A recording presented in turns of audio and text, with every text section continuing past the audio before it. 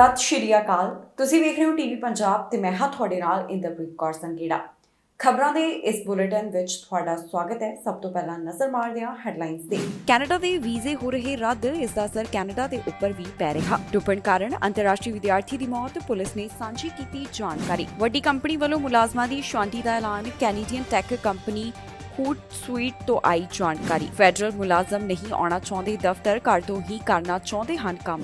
Canada ਦੇ ਵੀਜ਼ੇ ਦੇ ਵਾਸਤੇ ਲੋਕਾਂ ਨੂੰ ਪਰੇਸ਼ਾਨੀ ਦਾ ਸਾਹਮਣਾ ਕਰਨਾ ਪੈ ਰਿਹਾ ਹੈ। ਬਹੁਤ ਸਾਰੇ ਲੋਕਾਂ ਦੇ ਕੈਨੇਡਾ ਦੇ ਵੀਜ਼ੇ ਰੱਦ ਹੋ ਰਹੇ ਨੇ ਤੇ ਕਈਆਂ ਨੂੰ ਦੇਰੀ ਦਾ ਸਾਹਮਣਾ ਕਰਨਾ ਪੈ ਰਿਹਾ ਹੈ। ਇਮੀਗ੍ਰੇਸ਼ਨ ਵਿਭਾਗ ਸਮੇਂ-ਸਮੇਂ ਦੇ ਉੱਪਰ ਜਾਣਕਾਰੀ ਦੇ ਰਿਹਾ ਹੈ ਕਿ ਉਹਨਾਂ ਕੋਲ ਕਿੰਨਾ ਫਾਈਲਾਂ ਦਾ ਬੈਕਲੌਗ ਇਕੱਠਾ ਹੋ ਚੁੱਕਿਆ ਹੈ। ਪਰ ਹੁਣ ਖਬਰ ਸਾਹਮਣੇ ਆਈ ਹੈ ਜਿਸ ਵਿੱਚ ਦੱਸਿਆ ਗਿਆ ਕਿ ਜੋ ਵਰਕ ਵੀਜ਼ੇ ਵਿੱਚ ਇਸ ਸਮੇਂ ਦੇਰੀ ਆ ਰਹੀ ਹੈ, ਉਸ ਕਾਰਨ ਕੈਨੇਡਾ ਦੀਆਂ ਕਈ ਕੰਪਨੀਆਂ ਉੱਪਰ ਵੀ ਬੁਰਾ ਅਸਰ ਪੈਂਦਾ ਹੋਇਆ ਦਿਖਾਈ ਦੇ ਰਿਹਾ ਹੈ। ਇਸ ਸਮੇਂ ਕੈਨੇਡਾ ਦਾ ਵੀਜ਼ਾ ਹਾਸਲ ਕਰਨ ਵਾਲਿਆਂ ਨੂੰ ਲੰਬਾ ਇੰਤਜ਼ਾਰ ਕਰਨਾ ਪੈ ਰਿਹਾ ਹੈ।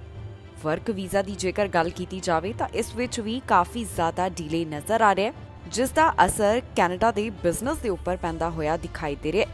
ਇਸ ਬਾਰੇ ਇੱਕ ਤਾਜ਼ਾ ਸਰਵੇ ਸਾਹਮਣੇ ਆਇਆ ਜਿਸ ਵਿੱਚ ਪਤਾ ਚੱਲਿਆ ਕਿ ਵਰਕ ਵੀਜ਼ਾ ਦੇ ਵਿੱਚ ਇਸ ਸਮੇਂ ਜਿਹੜੀ ਦੇਰੀ ਹੋਈ ਹੈ, ਇਸ ਕਾਰਨ ਕੈਨੇਡਾ ਦੇ ਵਿੱਚ ਕਈ ਕੰਮ ਪ੍ਰਭਾਵਿਤ ਹੋ ਰਹੇ ਨੇ।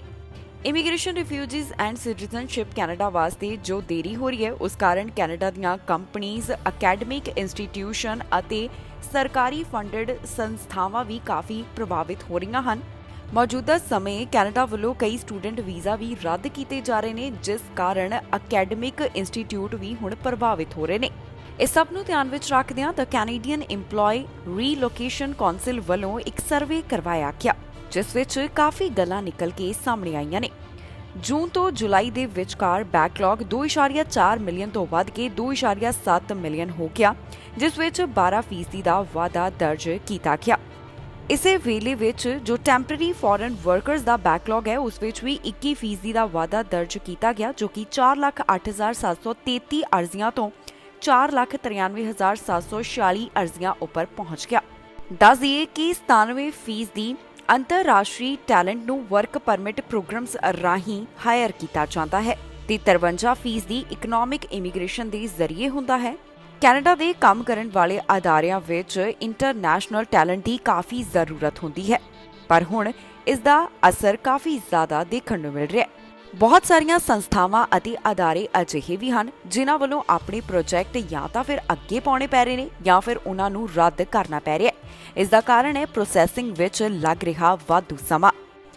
ਇਮੀਗ੍ਰੇਸ਼ਨ ਮੰਤਰੀ ਦੇ ਮੈਂਡੇਟ ਲੈਟਰ ਵਿੱਚ ਜ਼ਿਕਰ ਕੀਤਾ ਗਿਆ ਕਿ ਜੋ ਅਰਜ਼ੀਆਂ ਦਾ ਪ੍ਰੋਸੈਸਿੰਗ ਸਮਾਂ ਹੈ, ਉਸ ਦੇ ਵਿੱਚ ਹੁਣ ਕਮੀ ਲਿਆਂਦੀ ਜਾਵੇ, ਭਾਵ ਕਿ ਪ੍ਰੋਸੈਸਿੰਗ ਦਾ ਸਮਾਂ ਘੱਟ ਕੀਤਾ ਜਾਵੇ।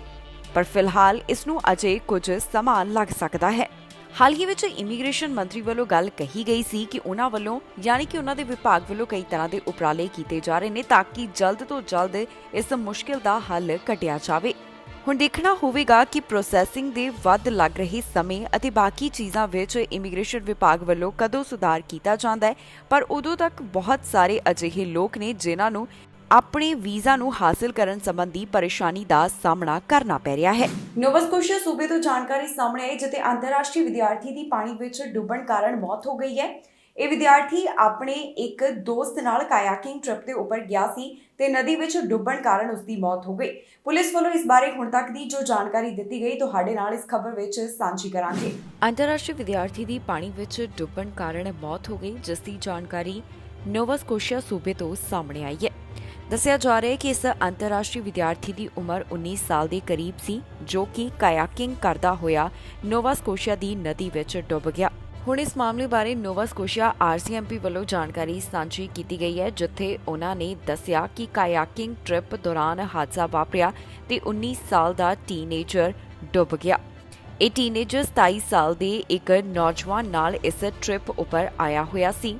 ਅਧਿਕਾਰੀਆਂ ਵੱਲੋਂ ਦੱਸਿਆ ਗਿਆ ਕਿ ਇਸ ਟੀਨੇਜਰ ਵੱਲੋਂ ਜਦੋਂ ਆਪਣੇ ਡੌਕ ਤੋਂ ਬਾਹਰ ਪੈਰ ਧਰਿਆ ਗਿਆ ਤੇ ਇਹ ਪਾਣੀ ਵਿੱਚ ਡੁੱਬ ਗਿਆ ਅਤੇ ਉੱਪਰ ਨਹੀਂ ਆ ਸਕਿਆ। ਮਾਰਸ਼ਲ ਵੱਲੋਂ ਜਾਣਕਾਰੀ ਸਾਂਝੀ ਕੀਤੀ ਗਈ। ਉਹਨਾਂ ਦੱਸਿਆ ਕਿ ਡੌਕ ਦੇ ਇਰਦ-ਗਿਰਦ ਪਾਣੀ ਕਾਫੀ ਜ਼ਿਆਦਾ ਡੂੰਘਾ ਸੀ ਤੇ ਇਸ ਵਿਅਕਤੀ ਵੱਲੋਂ ਲਾਈਫ ਜੈਕਟ ਵੀ ਨਹੀਂ ਪਹਿਨੀ ਹੋਈ ਜਿਸ ਵੇਲੇ ਉਹ ਪਾਣੀ ਵਿੱਚ ਐਕਟੀਵਿਟੀ ਕਰ ਰਿਹਾ ਸੀ। RCMP ਵੱਲੋਂ ਦੱਸਿਆ ਗਿਆ ਕਿ 27 ਸਾਲ ਦੇ ਨੌਜਵਾਨ ਵੱਲੋਂ 911 ਦੇ ਉੱਪਰ ਕਾਲ ਕਰਕੇ ਉਹਨਾਂ ਨੂੰ 4 ਵਜੇ ਦੇ ਕਰੀਬ ਇਸ ਬਾਰੇ ਜਾਣਕਾਰੀ ਦਿੱਤੀ, ਜਿੱਥੇ ਉਹਨਾਂ ਦੱਸਿਆ ਕਿ ਉਸ ਦਾ ਦੋਸਤ ਪਾਣੀ ਵਿੱਚ ਡੁੱਬ ਗਿਆ। RCMP ਵੱਲੋਂ ਵੀ ਉਸ ਨੂੰ ਲੱਭਣ ਦੀ ਕੋਸ਼ਿਸ਼ ਕੀਤੀ ਗਈ ਪਰ ਉਸ ਨੂੰ ਮੌਕੇ ਵਾਲੀ ਥਾਂ ਦੇ ਉੱਪਰ ਹੀ ਮ੍ਰਿਤਕ ਐਲਾਨ ਕਰ ਦਿੱਤਾ ਗਿਆ। ਫਿਲਹਾਲ ਪੁਲਿਸ ਵੱਲੋਂ ਉਸ ਦੀ ਪਹਿਚਾਣ ਜਨਤਕ ਨਹੀਂ ਕੀਤੀ ਗਈ ਪਰ ਇਹ ਜ਼ਰੂਰ ਦੱਸਿਆ ਗਿਆ ਕਿ ਉਹ ਇੱਕ ਅੰਤਰਰਾਸ਼ਟਰੀ ਵਿਦਿਆਰਥੀ ਸੀ। ਹੁਣ ਮਾਮਲੇ ਦੇ ਸੰਬੰਧ ਵਿੱਚ ਪੁਲਿਸ ਵੱਲੋਂ ਵਧੇਰੇ ਜਾਂਚ ਕੀਤੀ ਜਾ ਰਹੀ ਹੈ। ਕੈਨੇਡਾ ਦੀ ਇੱਕ ਵੱਡੀ ਕੰਪਨੀ ਵੱਲੋਂ ਐਲਾਨ ਕੀਤਾ ਗਿਆ ਕਿ ਉਹਨਾਂ ਵੱਲੋਂ ਕਈ ਮੁਲਾਜ਼ਮਾਂ ਨੂੰ ਕੰਮ ਤੋਂ ਕੱਢਿਆ ਜਾਵੇਗਾ। ਇਸ ਸੋਸ਼ਲ ਮੀਡੀਆ ਨਾਲ ਜੁੜੀ ਹੋਈ ਕੰਪਨੀ ਵੱਲੋਂ ਐਲਾਨ ਕੀਤਾ ਗਿਆ ਹੈ ਕਿ 30% ਦੀ ਮੁਲਾਜ਼ਮਾਂ ਦੀ ਛਾਂਟੀ ਕੀਤੀ ਜਾਵੇਗੀ। ਇਸ ਤੋਂ ਪਹਿਲਾਂ ਹੋਰ ਵੀ ਕਈ ਕੰਪਨੀਆਂ ਅਜਿਹਾ ਕਰ ਚੁੱਕੀਆਂ ਨੇ, ਜਿਸ ਬਾਰੇ ਪਿਛਲੇ ਦਿਨੀ ਵੀ ਜਾਣਕਾਰੀ ਸਾਹਮਣੇ ਆਈ ਸੀ। ਕੈਨੇਡਾ ਦੀ ਇੱਕ ਕੰਪਨੀ ਵੱਲੋਂ ਐਲਾਨ ਕੀਤਾ ਗਿਆ ਕਿ ਉਹਨਾਂ ਵੱਲੋਂ ਕਈ ਮੁਲਾਜ਼ਮਾਂ ਦੀ ਛਾਂਟੀ ਕੀਤੀ ਜਾਵੇਗੀ। ਇਸ ਤੋਂ ਪਹਿਲਾਂ ਵੀ ਕਈ ਕੰਪਨੀਆਂ ਵੱਲੋਂ ਅਜਿਹਾ ਕਦਮ ਚੁੱਕਿਆ ਗਿਆ ਹੈ ਤੇ ਹੁਣ ਕੈਨੇਡੀਅਨ ਟੈਕ ਕੰਪਨੀ ਦੇ ਹਵਾਲੇ ਤੋਂ ਇਹ ਜਾਣਕਾਰੀ ਸਾਹਮਣੇ ਆ ਰਹੀ ਹੈ, ਜਿੱਥੇ ਹੂਟਸੂਈਟ ਵੱਲੋਂ ਦੱਸਿਆ ਗਿਆ ਕਿ ਉਹਨਾਂ ਵੱਲੋਂ 30% ਦੀ ਮੁਲਾਜ਼ਮਾਂ ਦੀ ਛਾਂਟੀ ਕੀਤੀ ਜਾਵੇਗੀ। ਹਾਲ ਹੀ ਵਿੱਚ ਹੀ ਇਸ ਟੈਕ ਕੰਪਨੀ ਵੱਲੋਂ ਸਟਾਫ ਵਿੱਚ ਕਟੌਤੀ ਕਰਨ ਦਾ ਫੈਸਲਾ ਲਿਆ ਗਿਆ। ਜੀ ਹਾਂ, ਵੈਨਕੂਵਰ ਆਧਾਰਿਤ ਸੋਸ਼ਲ ਮੀਡੀਆ ਕੰਪਨੀ ਹੂਟਸੂਈਟ ਵੱਲੋਂ ਆਪਣੇ 30% ਦੀ ਮੁਲਾਜ਼ਮਾਂ ਦੀ ਛਾਂਟੀ ਕਰਨ ਦਾ ਐਲਾਨ ਕੀਤਾ ਗਿਆ। ਇਹ ਫੈਸਲਾ ਟੈਕ ਕੰਪਨੀ ਵੱਲੋਂ ਹਾਲ ਹੀ ਵਿੱਚ ਲਿਆ ਗਿਆ, ਜਿੱਥੇ ਉਹਨਾਂ ਵੱਲੋਂ ਆਪਣੇ ਕਈ ਮੁਲਾਜ਼ਮਾਂ ਨੂੰ ਨੌਕਰੀ ਤੋਂ ਕੱਢਿਆ ਜਾਵੇਗਾ। ਕੰਪਨੀ ਦੇ CEO ਇਸ ਬਾਰੇ ਗੱਲ ਕਰਦੇ ਹੋਏ ਦਿਖਾਈ ਦਿੱਤੇ ਤੇ ਉਹਨਾਂ ਵੱਲੋਂ ਦੱਸਿਆ ਗਿਆ ਕਿ ਕੰਪਨੀ ਅਜਿਹਾ ਕਦਮ ਕਿਉਂ ਚੁੱਕ ਰਹੀ ਹੈ। ਉਹਨਾਂ ਕਿਹਾ ਕਿ ਇਹ ਸਾਡੇ ਕਾਰੋਬਾਰ ਵਿੱਚ ਇੱਕ ਬਦਲਾਅ ਦਾ ਸੰਕੇਤ ਹੈ ਜੋ ਸਾਡੀਆਂ ਰਣਨੀਤੀਆਂ ਨੂੰ ਉਹਨਾਂ ਸਥਿਤੀਆਂ ਦੇ ਅਨੁਕੂਲ ਕਰਦਾ ਹੈ ਜਿਨ੍ਹਾਂ ਦੀ ਸਾਨੂੰ ਸਫਲ ਹੋਣ ਵਾਸਤੇ ਲੋੜ ਹੈ। ਦੱਸ ਦਈਏ ਕਿ ਇਸ ਬਾਰੇ ਇੱਕ ਡਾਟਾ ਵੀ ਸਾਹਮਣੇ ਆਇਆ, ਜਿਸ ਵਿੱਚ ਪਤਾ ਚੱਲਿਆ ਕਿ ਹਿਊਸਟਨ ਵਿੱਚ ਇਸ ਸਮੇਂ ਕਰੀਬ 1000 ਮੁਲਾਜ਼ਮ ਕੰਮ ਕਰਦੇ ਨੇ। ਇਹ ਛਾਂਟੀ ਕੈਨੇਡੀਅਨ ਟੈਕ ਕੰਪਨੀ ਵੱਲੋਂ ਮੁਲਾਜ਼ਮਾਂ ਨੂੰ ਨੌਕਰੀ ਤੋਂ ਬਾਹਰ ਕੀਤੇ ਜਾਣ ਦੇ ਸਿਲਸਿਲੇ ਵਿੱਚ ਸਭ ਤੋਂ ਤਾਜ਼ਾ ਮਾਮਲਾ ਹੈ।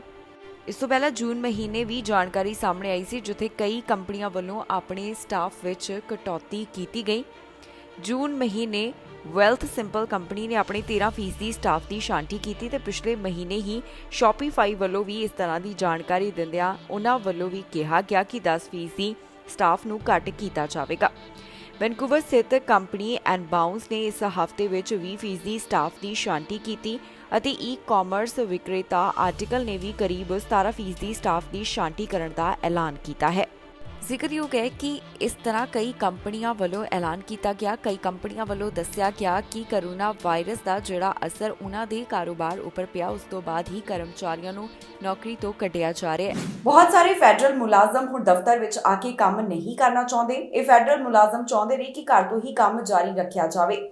ਦਰਅਸਲ ਇੱਕ ਸਰਵੇ ਸਾਹਮਣੇ ਆਇਆ, ਜਿਸ ਵਿੱਚ ਪਤਾ ਚੱਲਿਆ ਕਿ ਬਹੁਤ ਸਾਰੇ ਫੈਡਰਲ ਮੁਲਾਜ਼ਮ ਇਸ ਸਮੇਂ ਕਰੋਨਾ ਵਾਇਰਸ ਦੀ 7ਵੀਂ ਲਹਿਰ ਨੂੰ ਧਿਆਨ ਵਿੱਚ ਰੱਖਦਿਆਂ ਦਫ਼ਤਰ ਵਿੱਚ ਕੰਮ ਕਰਨ ਦੀ ਬਜਾਏ ਆਪਣੇ ਘਰ ਤੋਂ ਹੀ ਕੰਮ ਕਰਨਾ ਚਾਹੁੰਦੇ ਹਨ। ਬਹੁਤ ਸਾਰੇ ਫੈਡਰਲ ਮੁਲਾਜ਼ਮ ਅਜਿਹੇ ਨੇ ਜਿਹੜੇ ਦਫ਼ਤਰ ਵਿੱਚ ਆ ਕੇ ਕੰਮ ਨਹੀਂ ਕਰਨਾ ਚਾਹੁੰਦੇ ਕਿਉਂਕਿ ਉਹ ਅਜਿਹਾ ਕਰਨ ਤੋਂ ਝਿਜਕ ਰਹੇ ਨੇ।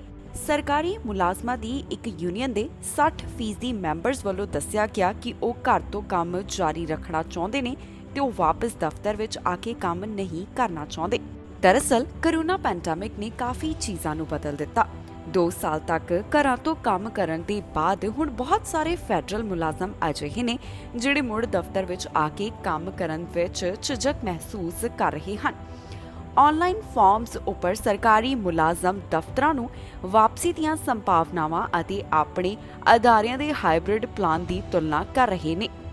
ਹੈਲਥ ਕੈਨੇਡਾ ਦੇ ਮੈਨੇਜਰ ਵੱਲੋਂ ਕਿਹਾ ਗਿਆ ਕਿ ਉਹ ਆਪਣੇ ਮੁਲਾਜ਼ਮਾਂ ਨੂੰ ਦਫ਼ਤਰ ਵਿੱਚ ਆ ਕੇ ਕੰਮ ਕਰਨ ਲਈ ਕਹਿ ਰਹੇ ਨੇ ਤਾਂ ਕਿ ਨਾਲ ਪੈਂਦੇ ਸਬਵੇ ਰੈਸਟੋਰੈਂਟ ਵਿੱਚ ਕੰਮ ਕਰਨ ਵਾਲੇ ਮੁਲਾਜ਼ਮਾਂ ਦੇ ਘੰਟੇ ਵਧ ਸਕਣ।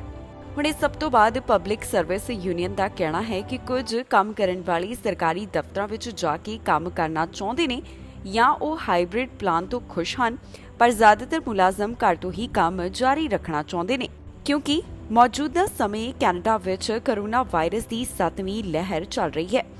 ਕਰੀਬ 70,000 ਵਰਕਰਸ, ਜਿਸ ਵਿੱਚ ਵਿਗਿਆਨਕ ਅਤੇ ਕੰਪਿਊਟਰ ਮਾਹਿਰ ਸ਼ਾਮਿਲ ਹਨ, ਇਹਨਾਂ ਦੀ ਨੁਮਾਇੰਦਗੀ ਕਰਨ ਵਾਲੀ ਸੰਸਥਾ professional institute of the public services of Canada ਦੇ ਪ੍ਰੈਜ਼ੀਡੈਂਟ ਵੱਲੋਂ ਕਿਹਾ ਗਿਆ ਕਿ ਉਹਨਾਂ ਨੇ ਆਪਣੇ ਮੈਂਬਰਸ ਦਾ ਸਰਵੇਖਣ ਕੀਤਾ ਜੋ ਦੱਸਦਾ ਹੈ ਕਿ 60% ਮੁਲਾਜ਼ਮ ਘਰ ਤੋਂ ਹੀ ਕੰਮ ਕਰਨਾ ਚਾਹੁੰਦੇ ਨੇ, 25% ਹਾਈਬ੍ਰਿਡ ਤਰੀਕੇ ਰਾਹੀਂ ਕੰਮ ਕਰਨਾ ਚਾਹੁੰਦੇ ਨੇ ਤੇ 10% ਮੁਲਾਜ਼ਮ ਫੁੱਲ ਟਾਈਮ ਦਫ਼ਤਰ ਆ ਕੇ ਕੰਮ ਕਰਨ ਵਿੱਚ ਰੁਚੀ ਰੱਖਦੇ ਨੇ।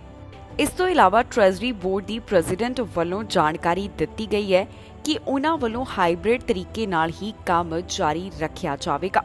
ਮੌਜੂਦਾ ਹਾਲਾਤਾਂ ਵਿੱਚ ਅਲੱਗ-ਅਲੱਗ ਫੈਡਰਲ ਵਿਭਾਗਾਂ ਦੇ ਵੱਖ-ਵੱਖ ਪਲਾਨ ਨਜ਼ਰ ਆ ਰਹੇ ਨੇ, ਜਿਨ੍ਹਾਂ ਵਿੱਚੋਂ ਕੁਝ ਆਨਲਾਈਨ ਤਰੀਕੇ ਕੰਮ ਜਾਰੀ ਰੱਖਣਾ ਚਾਹੁੰਦੇ ਨੇ, ਭਾਵ ਕਿ ਉਹ ਘਰ ਤੋਂ ਹੀ ਕੰਮ ਕਰਕੇ ਖੁਸ਼ ਨੇ, ਜਦਕਿ ਕਈ ਚਾਹੁੰਦੇ ਨੇ ਕਿ ਉਹ ਦਫ਼ਤਰ ਵਿੱਚ ਵਾਪਸੀ ਕਰਨ। ਜਸਪਰ ਪਾਰਕ ਤੋਂ ਖਬਰ ਸਾਹਮਣੇ ਆਈ, ਜਿੱਥੇ ਭਾਲੂ ਉੱਪਰ ਗੋਲੀ ਚਲਾ ਦਿੱਤੀ ਗਈ। ਭਾਲੂ ਉੱਪਰ ਇੱਕ ਹਾਈਕਰ ਵੱਲੋਂ ਗੋਲੀ ਚਲਾਈ ਗਈ, ਜਿਸ ਤੋਂ ਬਾਅਦ ਇਹ ਭਾਲੂ ਜ਼ਖਮੀ ਹੋ ਗਿਆ, ਜਿਸ ਨੂੰ ਲੱਭਣ ਦੀ ਅਧਿਕਾਰੀਆਂ ਵੱਲੋਂ ਕੋਸ਼ਿਸ਼ ਕੀਤੀ ਜਾ ਰਹੀ ਹੈ।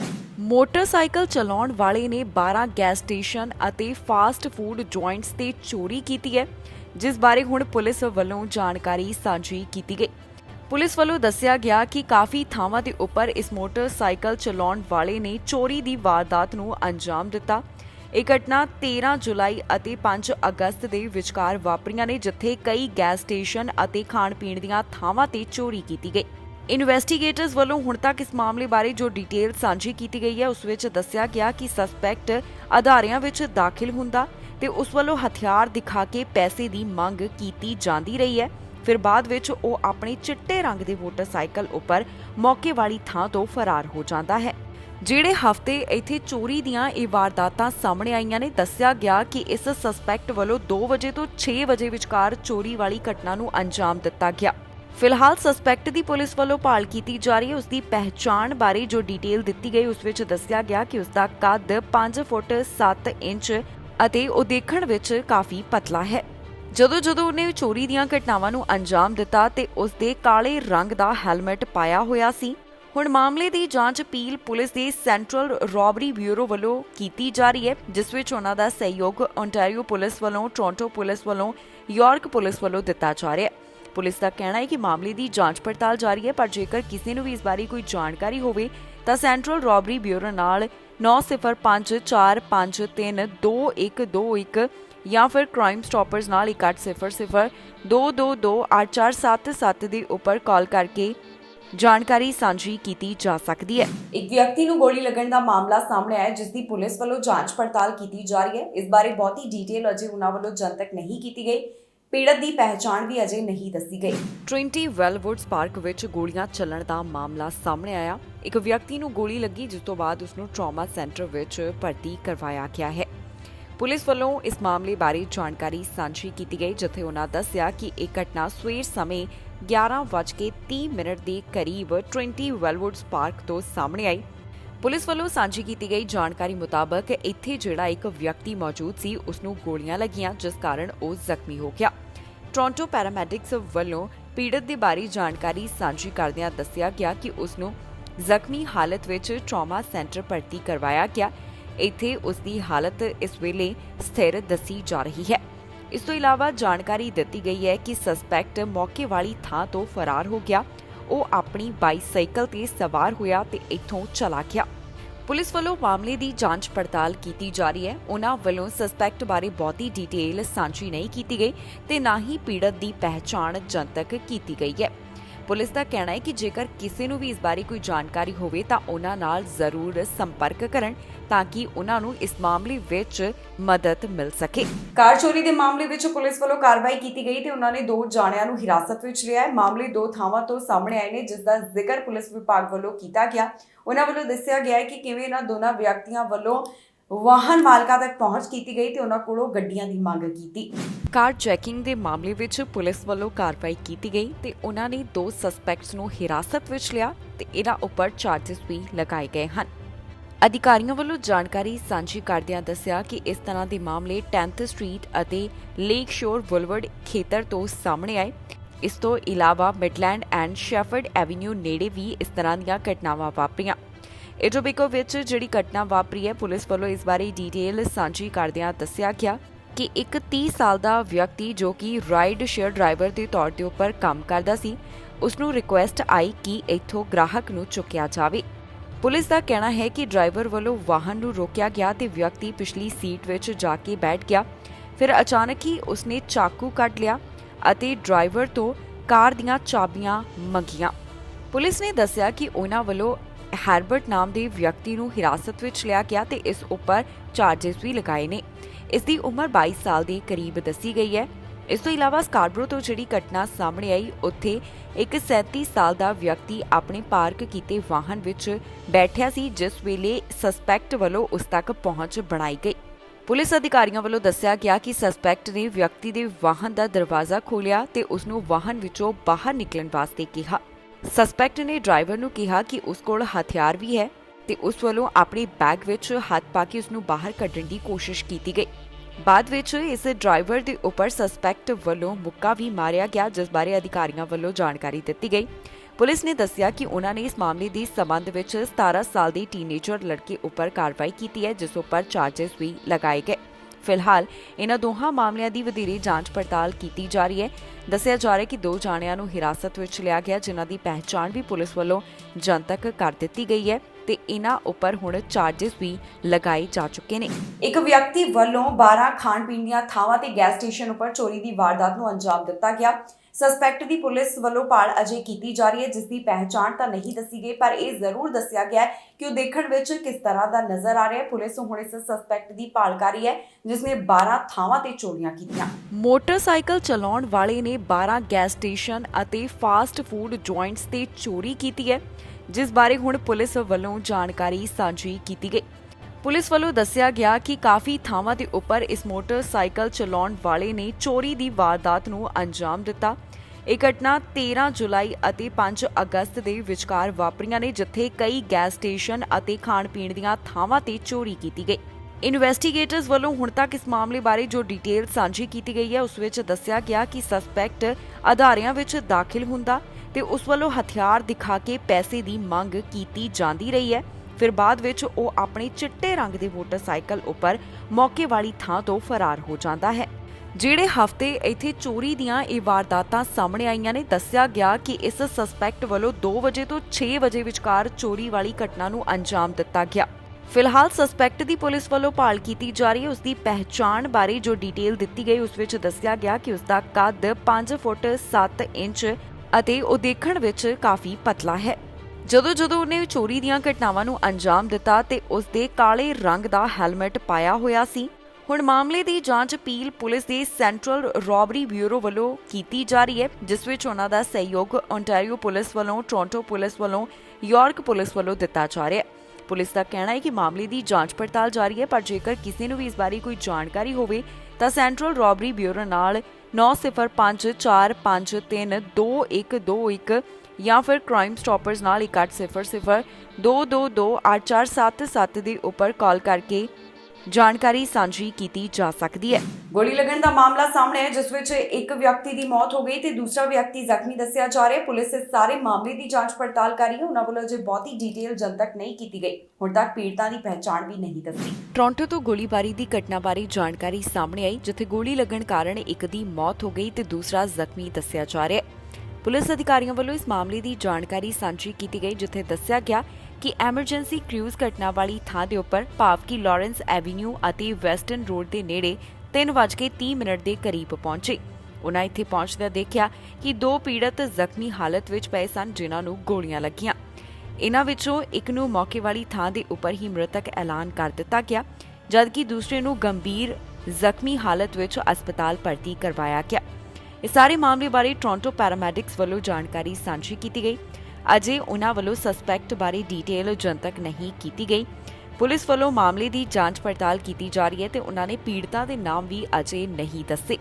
As I said, we are appealing for witnesses to come forward to assist us with our investigation, and as I have said, anybody with dash cam footage that may have captured this or surveillance footage from their home or otherwise to please contact police or Crime Stoppers at 222-TIPS. It's far too early in the investigation to confirm any details with respect to that.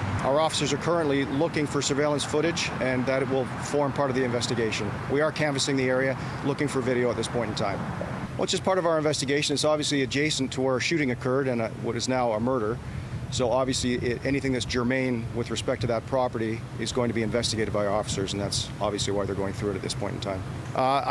We can't distinguish which premise on that building is in fact more associated than not. Again, it's part of our investigation. ਫੌਜ ਵਾਸਤੇ ਇੱਕ ਫੈਸਲਾ ਸਾਹਮਣੇ ਆਇਆ ਹੈ, ਜਿੱਥੇ ਦੱਸਿਆ ਜਾ ਰਿਹਾ ਹੈ ਕਿ ਮਿਲਟਰੀ ਵਾਸਤੇ ਜੋ ਕੋਵਿਡ-19 ਵੈਕਸੀਨ ਲਾਜ਼ਮੀ ਕੀਤਾ ਗਿਆ ਸੀ, ਉਸ ਫੈਸਲੇ ਨੂੰ ਹੁਣ ਵਾਪਸ ਲਿਆ ਜਾ ਰਿਹਾ ਹੈ। ਮੌਜੂਦਾ ਸਥਿਤੀ ਦੇ ਮੌਜੂਦਾ ਹਾਲਾਤਾਂ ਨੂੰ ਧਿਆਨ ਵਿੱਚ ਰੱਖਦਿਆਂ ਹੁਣੇ ਕਦਮ ਚੁੱਕਿਆ ਜਾਵੇਗਾ, ਜਿਸ ਵਿੱਚ ਆਉਣ ਵਾਲੇ ਕੁਝ ਹਫ਼ਤਿਆਂ ਦੌਰਾਨ ਹੀ ਇਸ ਲਾਜ਼ਮੀ ਵੈਕਸੀਨੇਸ਼ਨ ਨੀਤੀ ਨੂੰ ਖਤਮ ਕਰਨ ਦੀ ਗੱਲ ਕਹੀ ਗਈ ਹੈ। ਕੈਨੇਡਾ ਵਿੱਚ ਫੌਜੀਆਂ ਵਾਸਤੇ ਜੋ ਕੋਵਿਡ-19 ਵੈਕਸੀਨ ਲਾਜ਼ਮੀ ਕੀਤੀ ਗਈ ਸੀ, ਇਸ ਫੈਸਲੇ ਨੂੰ ਹੁਣ ਖਤਮ ਕੀਤਾ ਜਾ ਸਕਦਾ ਹੈ। ਇਸ ਬਾਰੇ ਡਿਫੈਂਸ ਚੀਫ ਗੱਲ ਕਰਦੇ ਹੋਏ ਦਿਖਾਈ ਦਿੱਤੇ, ਜਿੱਥੇ ਉਹਨਾਂ ਦੱਸਿਆ ਕਿ ਕੈਨੇਡੀਅਨ ਮਿਲਟਰੀ ਵਾਸਤੇ ਜੋ ਲਾਜ਼ਮੀ ਕੋਵਿਡ-19 ਵੈਕਸੀਨ ਦੀ ਨੀਤੀ ਸੀ, ਉਸ ਨੂੰ ਹੁਣ ਖਤਮ ਕੀਤਾ ਜਾਵੇਗਾ। ਜੀ ਹਾਂ, ਕੈਨੇਡਾ ਦੇ ਟਾਪ ਮਿਲਟਰੀ ਕਮਾਂਡਰ ਇਸ ਬਾਰੇ ਗੱਲ ਕਰਦੇ ਹੋਏ ਦਿਖਾਈ ਦਿੱਤੇ, ਜਿੱਥੇ ਉਹਨਾਂ ਨੇ ਇੱਕ ਖਾਸ ਯੋਜਨਾ ਦੀ ਗੱਲ ਕੀਤੀ। ਇਹ ਯੋਜਨਾ ਕੋਵਿਡ-19 ਵੈਕਸੀਨ ਰਿਕੁਆਇਰਮੈਂਟ ਨਾਲ ਜੁੜੀ ਹੋਈ ਹੈ। ਉਹਨਾਂ ਦਾ ਕਹਿਣਾ ਹੈ ਕਿ ਆਉਣ ਵਾਲੇ ਕੁਝ ਹਫ਼ਤਿਆਂ ਦੌਰਾਨ ਇਸ ਫੈਸਲੇ ਨੂੰ ਹੁਣ ਖਤਮ ਕੀਤਾ ਜਾਵੇਗਾ, ਜਿਸ ਵਿੱਚ ਕੈਨੇਡੀਅਨ ਫੋਰਸਿਸ ਨੂੰ ਕਿਹਾ ਗਿਆ ਸੀ ਕਿ ਉਹਨਾਂ ਵਾਸਤੇ ਕੋਵਿਡ-19 ਵੈਕਸੀਨ ਹਾਸਲ ਕਰਨਾ ਲਾਜ਼ਮੀ ਹੈ। ਇਸ ਤੋਂ ਇਲਾਵਾ ਡਿਫੈਂਸ ਚੀਫ ਜਨਰਲ ਇਸ ਲਾਜ਼ਮੀ ਨੀਤੀ ਨੂੰ ਡਿਫੈਂਡ ਕਰਦੇ ਹੋਏ ਦਿਖਾਈ ਦਿੱਤੇ, ਜਿੱਥੇ ਉਹਨਾਂ ਵੱਲੋਂ ਆਪਣੇ ਵਿਚਾਰ ਸਾਂਝੇ ਕੀਤੇ। ਜ਼ਿਕਰਯੋਗ ਹੈ ਕਿ ਕਰੋਨਾ ਪੈਂਡੈਮਿਕ ਦੇ ਹਾਲਾਤਾਂ ਨੂੰ ਧਿਆਨ ਵਿੱਚ ਰੱਖਦਿਆਂ ਕੈਨੇਡਾ ਵਿੱਚ ਕਈ ਕੰਪਨੀਆਂ ਵੱਲੋਂ, ਕਈ ਅਦਾਰਿਆਂ ਵੱਲੋਂ, ਇੱਥੋਂ ਤੱਕ ਕਿ ਫੈਡਰਲ ਸਰਕਾਰ ਵੱਲੋਂ ਐਲਾਨ ਕਰ ਦਿੱਤਾ ਗਿਆ ਕਿ ਕਾਫੀ ਥਾਵਾਂ ਦੇ ਉੱਪਰ ਵੈਕਸੀਨ ਲਾਜ਼ਮੀ ਹੈ। ਜੇਕਰ ਕੋਈ ਕਰਮਚਾਰੀ ਇਹ ਵੈਕਸੀਨ ਨਹੀਂ ਲਗਵਾਉਂਦਾ ਤਾਂ ਉਸ ਨੂੰ ਕੰਮ ਤੋਂ ਕੱਢਿਆ ਜਾ ਰਿਹਾ ਸੀ। ਕੈਨੇਡਾ ਦੀ ਮਿਲਟਰੀ ਵਾਸਤੇ ਵੀ ਕੁਝ ਅਜਿਹਾ ਹੀ ਕਦਮ ਚੁੱਕਿਆ ਗਿਆ, ਪਰ ਹੁਣ ਇਹ ਖਬਰ ਸਾਹਮਣੇ ਆ ਰਹੀ ਹੈ ਕਿ ਇਸ ਲਾਜ਼ਮੀ ਵੈਕਸੀਨੇਸ਼ਨ ਦੀ ਨੀਤੀ ਨੂੰ ਖਤਮ ਕੀਤਾ ਜਾਵੇਗਾ। ਪੁਲਿਸ ਆਫੀਸਰ ਦੇ ਉੱਪਰ ਗੋਲੀਆਂ ਚਲਾਉਣ ਦਾ ਮਾਮਲਾ ਸਾਹਮਣੇ ਆਇਆ ਹੈ। ਆਫ ਡਿਊਟੀ ਆਫੀਸਰ ਦੇ ਉੱਪਰ ਗੋਲੀਆਂ ਚਲਾਈਆਂ ਗਈਆਂ, ਜਿਸ ਤੋਂ ਬਾਅਦ ਉਸ ਦੀ ਮੌਤ ਹੋ ਗਈ। ਪੁਲਿਸ ਮਾਮਲੇ ਦੀ ਜਾਂਚ ਪੜਤਾਲ ਕਰ ਰਹੀ ਹੈ। Off duty California police officer ਉੱਪਰ ਗੋਲੀ ਚਲਾਉਣ ਦਾ ਮਾਮਲਾ ਸਾਹਮਣੇ ਆਇਆ। ਗੋਲੀ ਲੱਗਣ ਕਾਰਨ ਇਸ ਆਫੀਸਰ ਦੀ ਮੌਤ ਹੋ ਗਈ। ਪੁਲਿਸ ਅਧਿਕਾਰੀਆਂ ਵੱਲੋਂ ਇਸ ਮਾਮਲੇ ਬਾਰੇ ਜਾਣਕਾਰੀ ਸਾਂਝੀ ਕਰਦਿਆਂ ਦੱਸਿਆ ਕਿ ਇੱਥੇ ਪਾਰਕਿੰਗ ਲਾਟ ਵਿੱਚ ਗੋਲੀਆਂ ਚੱਲੀਆਂ ਨੇ। ਇਹ ਪਾਰਕਿੰਗ ਲਾਟ ਜਿਮ ਨਾਲ ਜੁੜਿਆ ਹੋਇਆ ਦੱਸਿਆ ਗਿਆ। ਸਦਰਨ ਕੈਲੀਫੋਰਨੀਆ ਦੇ ਵਿੱਚ ਜਿਹੜੀ ਇਹ ਘਟਨਾ ਵਾਪਰੀ ਹੈ, ਇਸ ਬਾਰੇ ਪੁਲਿਸ ਅਧਿਕਾਰੀਆਂ ਵੱਲੋਂ ਹੁਣ ਤੱਕ ਦੀ ਅਪਡੇਟ ਵਿੱਚ ਕੁਝ ਖਾਸ ਗੱਲਾਂ ਦਾ ਜ਼ਿਕਰ ਕੀਤਾ ਗਿਆ ਹੈ। ਪੁਲਿਸ ਵਿਭਾਗ ਵੱਲੋਂ ਜਾਣਕਾਰੀ ਸਾਂਝੀ ਕਰਦਿਆਂ ਦੱਸਿਆ ਕਿ ਜਿਮ ਪਾਰਕਿੰਗ ਲਾਟ ਵਿੱਚ ਇਸ ਆਫ ਡਿਊਟੀ ਪੁਲਿਸ ਆਫੀਸਰ ਉੱਪਰ ਗੋਲੀ ਚਲਾਈ ਗਈ। ਇਸ ਅਧਿਕਾਰੀ ਨੂੰ ਐਮਰਜੈਂਸੀ ਮੈਡੀਕਲ ਇਲਾਜ ਦਿੱਤਾ ਗਿਆ, ਪਰ ਘਟਨਾ ਵਾਲੀ ਥਾਂ ਦੇ ਉੱਪਰ ਹੀ ਇਸ ਨੂੰ ਮ੍ਰਿਤਕ ਐਲਾਨ ਕਰ ਦਿੱਤਾ ਗਿਆ। ਫਿਲਹਾਲ ਇਸ ਮਾਮਲੇ ਨੂੰ ਹੋਮਿਸਾਈਡ ਦੇ ਤੌਰ ਦੇ ਉੱਪਰ ਦੇਖਿਆ ਜਾ ਰਿਹਾ ਹੈ ਤੇ ਇਸ ਦੀ ਜਾਂਚ ਪੜਤਾਲ ਕੀਤੀ ਜਾ ਰਹੀ ਹੈ। ਇਨਵੈਸਟੀਗੇਟਰਸ ਦਾ ਕਹਿਣਾ ਹੈ ਕਿ ਆਫੀਸਰ ਉੱਪਰ ਇੱਕ ਨਹੀਂ ਬਲਕਿ ਕਈ ਗੋਲੀਆਂ ਚਲਾਈਆਂ ਗਈਆਂ। ਇਹ ਗੋਲੀਆਂ ਉਸ ਦੌਰਾਨ ਚੱਲੀਆਂ ਨੇ ਜਿਸ ਵੇਲੇ ਇਹ ਅਫਸਰ ਆਪਣੀ ਗੱਡੀ ਵਿੱਚ ਬੈਠਾ ਹੋਇਆ ਸੀ। ਇਸ ਦੀ ਇੱਕ ਫੁਟੇਜ ਵੀ ਸਾਹਮਣੇ ਆਈ ਹੈ, ਜਿਸ ਵਿੱਚ ਸਾਰਾ ਕੁਝ ਨਜ਼ਰ ਆ ਰਿਹਾ ਹੈ। ਇਹ ਮਾਮਲਾ ਸਾਹਮਣੇ ਆਉਣ ਤੋਂ ਬਾਅਦ ਇਸ ਅਧਿਕਾਰੀ ਦੇ ਦੋਸਤ ਵੱਲੋਂ ਵਿਚਾਰ ਸਾਂਝੇ ਕੀਤੇ ਗਏ, ਜਿੱਥੇ ਉਸ ਵੱਲੋਂ ਆਫੀਸਰ ਦੇ ਬਾਰੇ ਜਾਣਕਾਰੀ ਸਾਂਝੀ ਕੀਤੀ ਗਈ ਹੈ। ਉਸਨੇ ਦੱਸਿਆ ਕਿ ਜਿਸ ਵੇਲੇ ਇਸ ਆਫੀਸਰ ਦੀ ਉਮਰ 25 ਸਾਲ ਸੀ ਤਾਂ ਉਸਨੇ ਵਿਭਾਗ ਜੁਆਇਨ ਕੀਤਾ।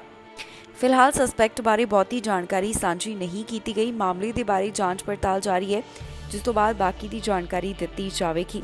ਇਸ ਦੇ ਨਾਲ ਹੀ ਜਾਂਦੇ ਇੱਕ ਵਾਰ ਫਿਰ ਤੋਂ ਨਜ਼ਰ ਮਾਰਦੇ ਹਾਂ ਹੈਡਲਾਈਨਸ ਤੇ। ਕੈਨੇਡਾ ਦੇ ਵੀਜ਼ੇ ਹੋ ਰਹੇ ਰੱਦ, ਇਸ ਦਾ ਅਸਰ ਕੈਨੇਡਾ ਦੇ ਉੱਪਰ ਵੀ ਪੈ ਰਿਹਾ। ਡੁੱਬਣ ਕਾਰਨ ਅੰਤਰਰਾਸ਼ਟਰੀ ਵਿਦਿਆਰਥੀ ਦੀ ਮੌਤ, ਪੁਲਿਸ ਨੇ ਸਾਂਝੀ ਕੀਤੀ ਜਾਣਕਾਰੀ। ਵੱਡੀ ਕੰਪਨੀ ਵੱਲੋਂ ਮੁਲਾਜ਼ਮਾਂ ਦੀ ਸ਼ਾਂਤੀ ਦਾ ਐਲਾਨ, ਕੈਨੇਡੀਅਨ ਟੈਕ ਕੰਪਨੀ ਹੂਟਸੂਈਟ ਤੋਂ ਆਈ ਜਾਣਕਾਰੀ। ਫੈਡਰਲ ਮੁਲਾਜ਼ਮ ਨਹੀਂ ਆਉਣਾ ਚਾਹੁੰਦੇ ਦਫ਼ਤਰ, ਘਰ ਤੋਂ ਹੀ ਕਰਨਾ ਚਾਹੁੰਦੇ ਹਨ ਕੰਮ। ਖਬਰਾਂ ਦੇ ਇਸ ਬੁਲੇਟਿਨ ਵਿੱਚ ਇੰਨਾ ਹੀ। ਫਿਲਹਾਲ ਮੈਨੂੰ ਇੰਦਰਪ੍ਰੀਤ ਕੌਰ ਸੰਗੇੜਾ ਨੂੰ ਦਿਓ ਇਜਾਜ਼ਤ ਤੇ ਤੁਸੀਂ ਵੇਖਦੇ ਰਹੋ ਟੀਵੀ ਪੰਜਾਬ।